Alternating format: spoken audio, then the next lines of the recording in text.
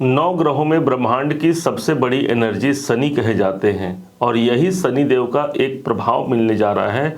और कहा जाए तो ये एक महत्वपूर्ण प्रभाव होगा जहां पर पंचम भाव को छोड़ करके शनि देव का गोचर होने जा रहा है 29 मार्च 25 से लेकर के 3 जून 2027 तक। बता दें आपको कि शनि देव का जो गोचर होता है वो तीसरे घर, छठे घर, 10वें और 11वें घर पर एक महत्वपूर्ण गोचर माना जाता है। इस हिसाब से जब छठे घर अपने प्रभाव पर शनिदेव आएंगे तब कौन से परिणाम आपके अपने तुला राशि को निकाल कर देंगे, आज इसी बात की विवेचना को लेकर के आप और हम यहाँ पर एकत्रित हुए हैं। समझिएगा, शनिदेव आपके प्रबल योग कारक हैं। एक तो ये चतुर्थ के स्वामी हो गए जो केंद्र स्थान है, तो दूसरे तरफ त्रिकोण भाव पंचम भाव के भी ये मालिक हो गए। इसलिए शनिदेव कभी भी तुला राशि के लिए अधिक कष्टकारी नहीं होते। हाँ, परिणाम में कभी कमी आ सकती है या न्यूनता आ सकती है। इस समय पर शनिदेव का जो गोचर है वो एक महत्वपूर्ण गोचर होगा जहाँ पर शनिदेव कुछ लंबे और अच्छे परिणाम हमको देने जा रहे हैं। अब कौन से वो परिणाम होंगे इसको बड़े ध्यान से समझिएगा जरूर। छठे भाव पर शनिदेव आएंगे तो जितने लोग भी जॉब करते हैं, जो मेहनत का काम करते हैं या अपने नौकरी को लेकर के एक नए प्रकाश की तलाश में हैं, तो शनि हमारे छठे घर पर ही हैं। इसलिए नौकरी में यहाँ पर सबसे बड़ा एक शुभ प्रभाव देखने को मिलेगा। स्वयं नौकरी के कारक ही होते हैं शनिदेव, छठे भाव पर ही बैठे हैं। इसलिए नौकरी में कोई परिवर्तन चाहते हैं तो ये परिवर्तन का योग शनिदेव यहाँ पर बना पाते हैं। यदि नौकरी को लेकर के हम परेशान हैं तो उस परेशानियों का अंत हमको शनिदेव देते हैं। एक बेहतर जॉब की प्राप्ति कराना या उसी जॉब में एक इंक्रीमेंट का अवसर प्रदान करना, ये शनि हम तक पहुंचा पाते हैं। छठे घर पर शनि का होना अर्थात कोई लोन या कर्जा जो पहले से चल रहा है उससे आप मुक्त हो सकते हैं, या यूं समझिए कि कोई नए कार्य पर आप लोन लेना चाहते हैं तो भी शनिदेव आपका सपोर्ट करेंगे। छठे भाव पर शनिदेव विद्यमान रहेंगे। यही स्थान आपके शत्रुओं का होता है। शनि जैसा एक बड़ा प्लेनेट यहाँ पर आ रहा है, इसके माध्यम से हम अपने कोर्ट केस से भी मुक्त पाते हैं और शत्रु हंता इस समय बन करके शत्रुओं पर विजय प्राप्ति के लिए एक अच्छा ये साधन हो गया। इस पूरे कार्यकाल में शनिदेव आपके डेली रूटीन को मेंटेन करेंगे। देख लीजिएगा, आप अपने आप को एक संतुलन रखेंगे, अपने जो बॉडी फिटनेस है इस पर आप ध्यान देंगे। और सबसे बड़ी बात हो गई कि पैसे और अपने फैमिली का संतुलन यहां पर आप भली भांति बना पाते हैं। यदि किसी कारण से रोगग्रस्त हैं, हम किसी कारण से मन अशांत है, तो शनि का छठे भाव पर आना उन स्थानों का, उन बुराइयों से लड़ने की कैपेसिटी हमको देता है, अर्थात निरोगी काया भी शनि के पास मौजूद रहेगी। अब छठे भाव से शनि देव तीसरे दृष्टि से अष्टम भाव को देखेंगे। अष्टम भाव पर शनि की तीसरी दृष्टि का पड़ना जो रुकावट है, जो बाधा है, इससे आप लड़ पाते हैं, उससे आप मुक्त हो पाते हैं। क्योंकि अष्टम भाव परिवर्तन को प्रदर्शित करता है, इसलिए बड़े परिवर्तन का योग भी यहाँ पर शनिदेव अगले 2.5 साल में एक महत्वपूर्ण योग को जन्म देंगे।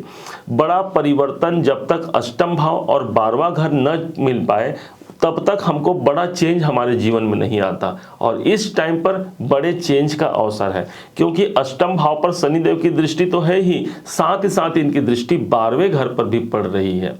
अब यहाँ जो लोग ऑकल्ट में हैं, ज्योतिष में, ज्ञान विज्ञान में या गुप्त ज्ञान विज्ञान में अपना इंटरेस्ट रखते हैं, उनके लिए एक समय अच्छा हो गया। नए नॉलेज की प्राप्ति होना, ऑकल्ट की ओर, गुप्त ज्ञान विज्ञान की ओर आप अधिक आकर्षित इस समय पर होने वाले हैं और वहाँ से आप नॉलेज बटोरने वाले हैं।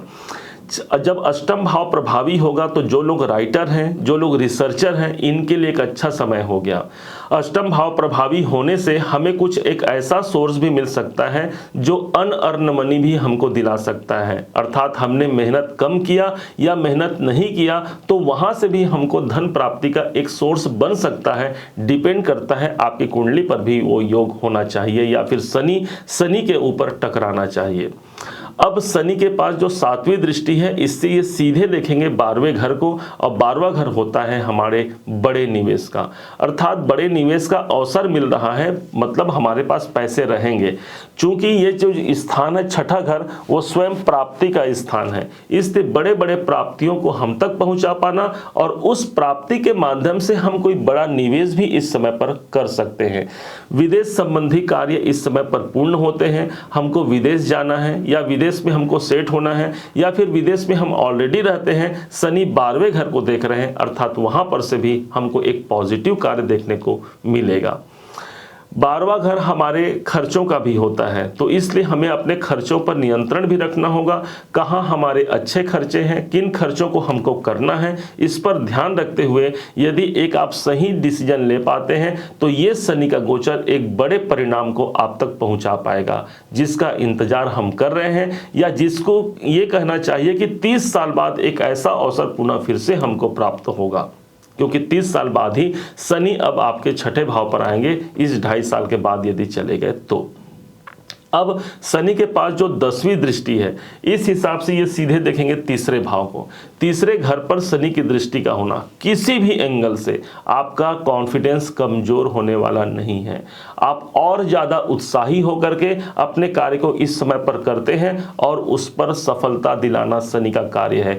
जो रुक गया समझिए वो शनि को अपने प्रभाव में नहीं ला पाया, क्योंकि शनि भले वो कछुआ है ना, शनिदेव धीरे धीरे चलते हैं, लेकिन अपने लक्ष्य तक पहुंचना या पहुंचाना शनि का कर्तव्य है। उसी प्रकार शनि प्राप्ति के स्थान पर है, हमारे मेहनत के स्थान पर है, मेहनत का प्रतिफल आपको उस लक्ष्य तक पहुंचा ही जाएगा।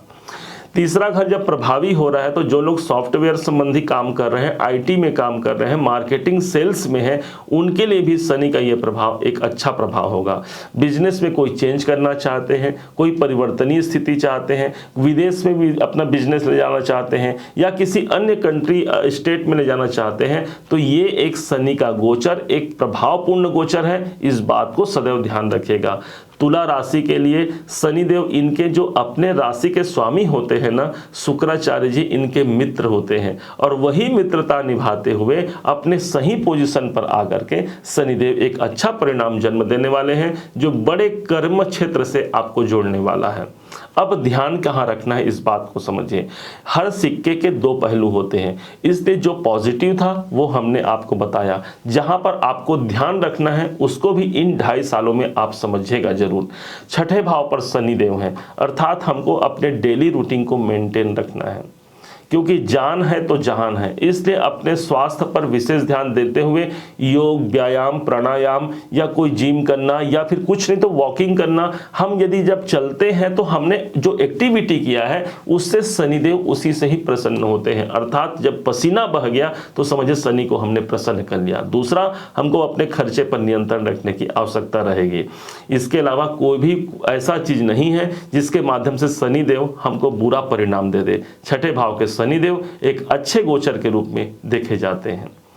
इनको प्रसन्न करने के लिए सदैव पीपल के वृक्ष में जल अर्पण करना, तिल तेल अथवा सरसों तेल का दीपक सायंकाल जलाना चाहिए, क्योंकि जो सुबह का समय होता है वो तो सूर्य भगवान का होता है। सूर्य और शनि को शत्रु माना गया है, इस हिसाब से जब सूर्यास्त हो जाए उसके बाद ही पीपल वृक्ष में जल चढ़ाना और सुबह टाइम जल चढ़ाना, और सायंकाल का जो समय होगा उस समय पर दीप प्रज्वलित करना। जिस प्रकार वो दीप जलता है, प्रकाशित करता है, उसी प्रकार से शनिदेव की कृपा से हमारा जीवन भी प्रकाशमय हो जाएगा।